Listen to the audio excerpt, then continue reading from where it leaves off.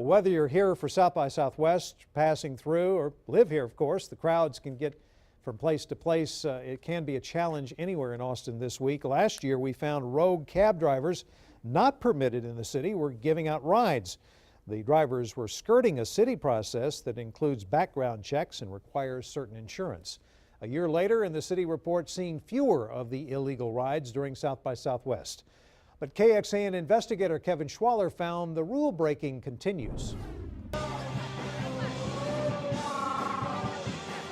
crowds all get here somehow, and somehow they'll all have to get home. I have an interesting situation where one night my wife and I were out to dinner and a gentleman attempted to hail me. Carlton Thomas says turns out the driver worked for a transportation network company, or TNC, that uses apps. Both the city and the companies they work for do not allow them to pick up off-the-books curb hails. Oh, and Carlton, the man the driver was trying to pick up, just happens to be the division manager for ground transportation in Austin. The driver got a ticket. Most people saw South by Southwest as an opportunity to use their personal vehicles to earn extra cash. But with the current or interim TNC agreements, they have a new option for those people that want to.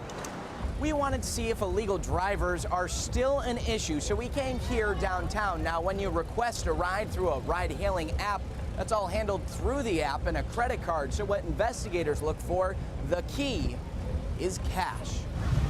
From a distance, it's tough to tell if they're illegal cabs or simply looking to pick up their Lyft or Uber passenger. Then this car pulled up while our undercover camera rolled. That's not ours. This woman knew not to get into the unfamiliar car. What's the damage?